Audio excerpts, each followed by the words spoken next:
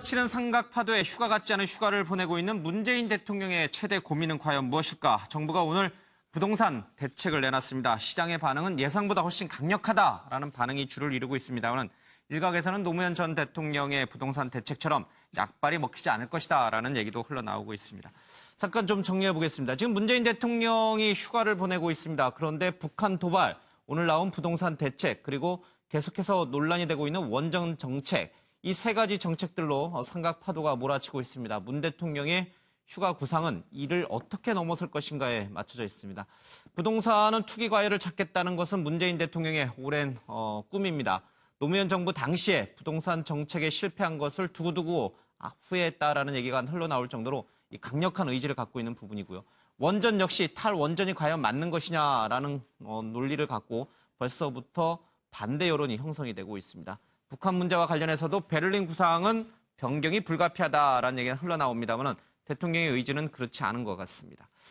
자, 법인세 인상, 증세안이 환원이다라고 하고죠. 오늘 부동산 대책과 함께 세제 개편안이 발표가 됐습니다. 초고소득자, 대기업의 이 세금을 좀 늘리겠다라는 것인데 자유한국당은 벌써부터 세금 폭탄이라면서 반발하고 있습니다. 정우택 자유한국당 원내대표는 문재인 대통령이 북한 문제에서 운전석이 아닌 뒷자리에 앉아 있어서 걱정이다. 남 보듯이 한다. 강 건너 불 보듯이 한다. 그런 얘기를 좀 하고 있고요. 이해운 바른정당 대표는 오늘 나온 부동산 대책은 공급이 본질인데 그것을 놓쳤기 때문에 역시 실패할 것이다라는 암시를 내던지고 있습니다. 국민의당은 원전 문제와 관련해서 문재인 대통령을 몰아붙이고 있습니다. 이렇게 몰아붙이는 삼각파도, 시험대에 오른 문 대통령 휴가 후에 과연 무엇을 보여줄 수 있을 것일까 고민이 깊어지고 있습니다. 이와 관련된 삼각파도와 관련된 영상 먼저 잠깐 보겠습니다.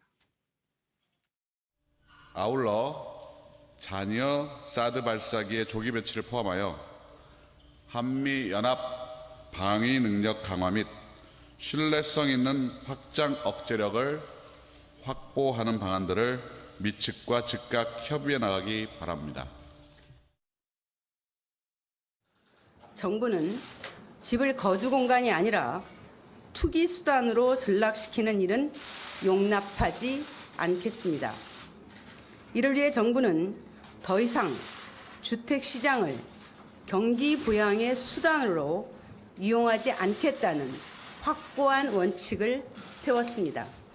이는 집값 안정과 주거복지에 우선하는 정책은 없다는 선언이자 정부의 강력하고 일관된 의지라는 점을 분명하게 밝힙니다. 중국과의 또 그런 방중단을 통해서 또 대화를 또 시도할 그런 계획도 갖고 있습니까? 네, 저희 원내에서 지금 논의를 시작을 했고요. 네. 이게 이제 앞으로 우리 사회에 미칠 영향 이런 것들이 매우 크기 때문에 또 국회는 국회대로 또 그리고 여당은 여당대로 이 문제에 대해서 방중단뿐 아니라 방미단을 파견해서 논의하는 과정이 필요하다고 보고요. 네. 그래서 지금 논의를 시작하고 있습니다. 네. 네, 북핵 문제 그리고 원전, 부동산 문제까지 어느 하나 쉬운 주제가 아닌 것 같습니다. 이를 문재인 대통령은 어떻게 극복할 것인가? 휴가지에서 이 구상이 좀 깊어지고 있는 것 같습니다. 6분이 모두 문 대통령의 휴가가 끝난 뒤에 무엇을 보여줘야 될지 좀 간략하게 적으셨는데 저는 이제 이 문제에 대해서 좀 이렇게 보셔야 될 것 같아요. 자꾸 이제 이것을 과거에 노무현 정부가 잘못한 것을 다시 고친다 이게 아니고 현상적으로 지금 부동산 문제가 있는 겁니다. 이제 설령 지금 말씀하신 내용을 인정하더라도 그러면 그동안 이명박근혜 9년 동안 그 문제를 노무현 대통령이 만약에 그 문제를 만들어 놨다라고 하면 9년 동안 뭘 했냐라는 거죠. 오히려.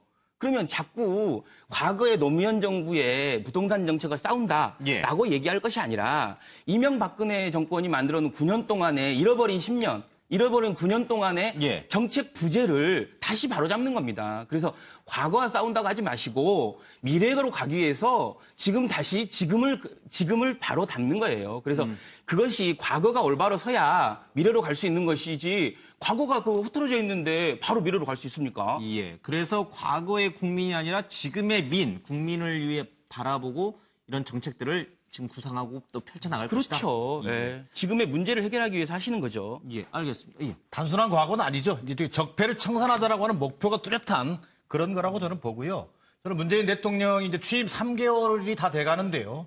휴가지에 여러 고민이 있겠습니다만 저는 미시적인 것과 거시적인 걸 하나씩만 얘기를 하면 일단 휴가지에 돌아온 직후든 또 휴가지에서라도 지금 현재 한미 정상 간의 이게 북한의 핵, 미사일을 둘러싼 안보 위기 이 상황에 대한 한미 간의 어쨌든 간에 가장 빠른 시간 내에 서로 정책 조율이 필요하다. 예. 지금 그 안보 문제만큼 더 긴급한 사안은 없는 것 같다. 예. 그래서 미시적으로는 그 트럼프 행정부와의 전화 통화가 됐든 이런 절차를 통해서 한반도 문제에 관한 이른바 한반도 이니셔티브가 예. 그 소위 진행될 수 있도록 또 이게 트럼프식 강경 압박 일변만으로는 예. 그 북한을 그 소위 이른바 끌어낼 수 없다라고 하는 그런 여러 가지 정책적인 조율이 지금 가장 시급한 것 같다.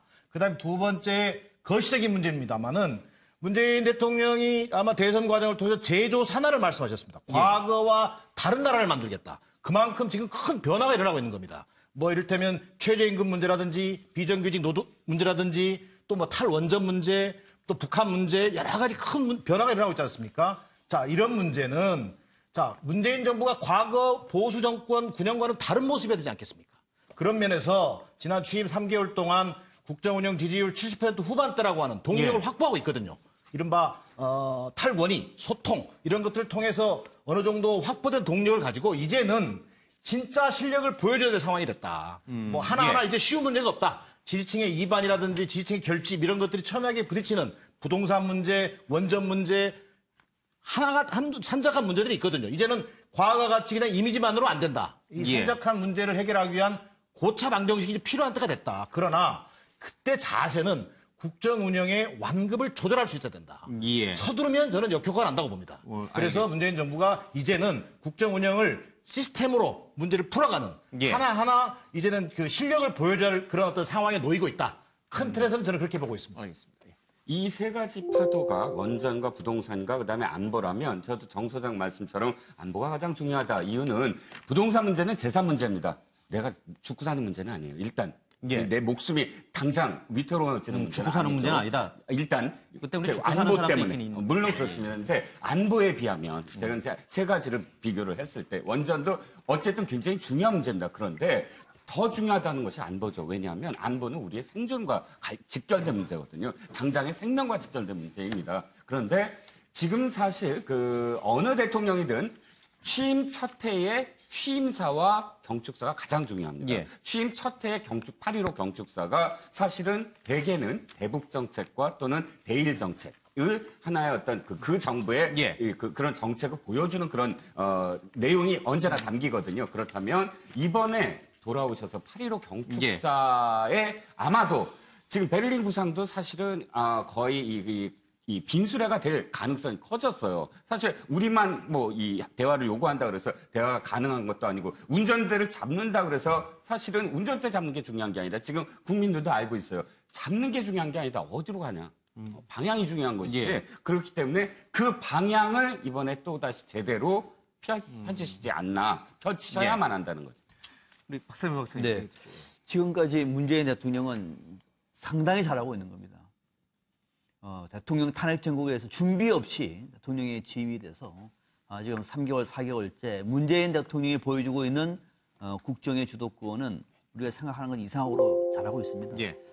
원전 문제는 근본적으로 논의할 타이밍이 된 거죠. 지금 공론화 들어간 상태고 부동산 문제도 오늘 상당 부분 미흡한 측면, 특히 공급을 어떻게 할 것인가 등등도 있겠습니다만은 오늘 고강도 대책을 내놨습니다. 이제 시장의 반응을 지켜보면서 또 모니터링 해야 됩니다. 부동산 정책이 어느 한순간에 갑자기 바뀔 수가 없는 대목이고 집을 어느 날 갑자기 지을 수도 없는 거 아니겠습니까? 그런 측면에서는 좀 더 시장 상황을 봐가면서 여기서 효과가 있으면 더 강화해 나갈 것이고 부족하면 좀 더 또 다른 방식으로 접근하면 되는 문제입니다. 임기 초기 때문에 큰 저는 걱정은 안 합니다. 저는 나름대로 이 문제는 문재인 대통령이 아마 성무수를 던질 것 같아요. 참여정부의 실패를 하지 않기 위해서는. 자, 그런 것을 논외로 하더라도 제일 지금 시급한 문제는 저는 북한 핵 문제인 것 같아요. 이것이 잘못돼 버리면은 북한 핵 문제가 위험한 것이 아니라 북핵 문제가 대한민국의 국론을 분열시켜 버립니다. 국론이 분열돼 버리면은 문재인 대통령이 아무리 뭘 하려고 하더라도 동력을 얻지 못하기 때문에 그런 거예요.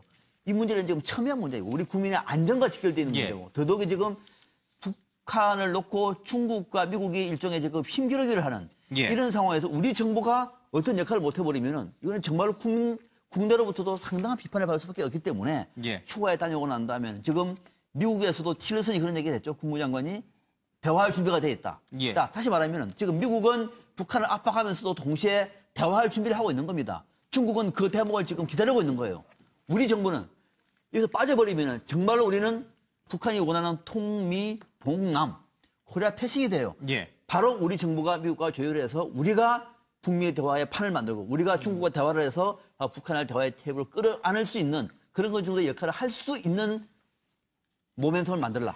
가장 알겠습니다. 중요한 과제가 저는 코리아 패싱이 안 되게끔 문재인 대통령이 역할을 해야 된다는 점을 좀 강조하고 싶습니다. 알겠습니다. 이 주제와 관련해서 좀 시간이 좀 지나긴 했습니다만은 이 세 가지 삼각파도 어느 것 하나 이제 쉬운 건 아니에요. 그리고 어느 것 하나 중요하지 않은 게 아닙니다. 다 중요합니다. 그래도 이 질문은 좀 하나 좀 드리고 가고 싶어요. 지금 이 대통령의 지지율이 70% 후반을 유지하고 있는데 어느 부분에서 만약에 실패를 한다면은 가장 많이 이 70% 후반의 지지율이 빠질 가능성이 큰 지지 그 부분은 어느 부분일까? 이제 두 분은 북핵 문제가 이 중에서 그래도 제일 중요하다고 이제 얘기하셨으니까 두 분을 제외하고 다른 부분에서 만약에 실패했을 경우 이 70%대 후반의 이 지지율이 무너질 가능성이 가장 높다.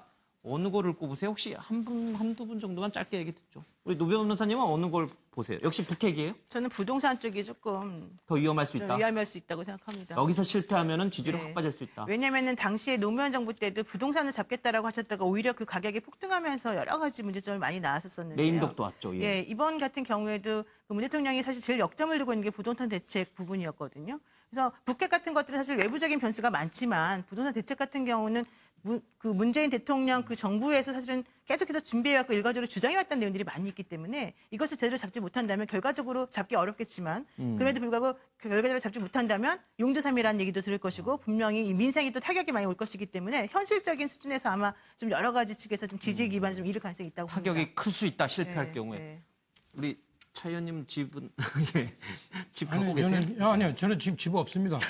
없고 노무현 정부 때 제가 사실은 일산에 집이 있다가 부천에 공천을 받으면서 부천으로 이사가 돼서 집을 샀어요. 그러니까 1가구 2주택이 돼가지고 아주 그 노무현 정부 그 소위 양도세 정책 때문에 50% 세금을 내고 집도 예. 싸게 팔고 아주 그냥 제가 아주 핏등을 쌌는데 방송 용어가 아니기 때문에 좀 정정하겠습니다. 예. 어쨌든 가장 그런데 타격이 제가 볼 때 아마 예. 지금도 그런 현상이 일어날 거예요. 아까도 얘기했듯이 알겠습니다. 투기 세력이 따로 있는 게 아니라 일반인들을 투기자로 만드는 정책이에요. 지금 이 정책이. 그래서 그렇게 될 경우에 투기했던 사람이나 거기서 제외된 사람들이 전부 다 아마 제가 볼 때 문재인 지지를 거둘 겁니다. 알겠습니다. 잘 안 되라고 일부러 지금 연불해 온 건 아니시죠? 부동산 정책 제가 잘 여기서 되라고 한마디를 안 하는데. 하면 안 될 것 같아요. 한마디만 예. 할게요.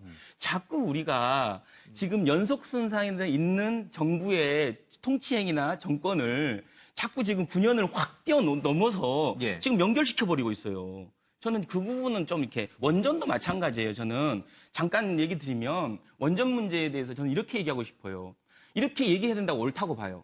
과거에 원전을 정부가 대통령이 결정했어요. 원전 안전위원회라는 그 의견을 받아서. 그래서 박근혜 정부도 신고리 원전 1호를 그렇게 했었습니다. 그러면 지금도 그러면 그렇게 결정해야 됩니까? 예. 그게 아니라 그렇게 결정했더니 사회적 갈등이 훨씬 더 넓어진 거 아닙니까? 그래서 좀 더 에너지를 소급하는 소비자들의 예. 의견을 들어서 의견을 내게 한 게 공론화위원회예요. 그래서 과연 과거의 방법이 맞습니까? 아니면 공론화위원회가 맞습니까? 이렇게 얘기를 해야 되지 지금 공론화위원회 만들어놨다고 이게 문제라고 얘기하시는 건 옳지 예. 않다는 거죠. 알겠습니다. 부동산 문제, 북핵 문제, 원전 문제 어느 것 하나 쉬운 문제가 아닌 것 같습니다. 이 중에 어느 것 하나라도 제대로 성공시키지 못할 경우에는 상당한 지지율 하락이라든지 타격이 올 것이다라는 게 이제 여기 계신 분들의 한 말씀만 드리면요. 한 말씀. 예. 그 결국 지지율이 떨어진다는 얘기는 핵심은 지지층의 이반부터 시작되는 거거든요. 예. 이른바 이제 우리가 그 프랑스의 마크롱 대통령이 문재인 대통령보다 나흘 늦게 취임했습니다. 압도적인 지지였습니다. 쾌조의 스타트였습니다. 문재인 정부랑 거의 비슷했어요. 근데 최근에 이 문재인 대통령은 70% 후반대 지지율을 보여주고 있지만 마크롱은 40%대로 떨어졌어요. 그 핵심 이유가 뭐냐면 지지층의 이반이거든요. 노동유연화 정책입니다. 자, 그러나 그 말은 다시 말하면요. 이 여러 가지 다 중요한 사안이 있습니다만 그중에서도 지금 현재 지지층의 이반을 가져올 수 있는 가장 예. 핵심적인 사안은 부동산 정책이 될 가능성이 높다. 그만큼 참여정부의 실패를 되풀이하지 않아야 한다는 또 예. 중요한 어떤 과제로 지금 놓여져 있다. 이런 말씀 알겠습니다. 드립니다. 오늘 나온 부동산 대책 그리고 고소득자와 대기업에게 향한 법인세 인상 문제 이 부분이 굉장히 중요한 문제가 변수가 될 수 있다. 남은 문재인 정부의 성공 그 중요한 변수가 된다는 얘기를 좀 들었습니다.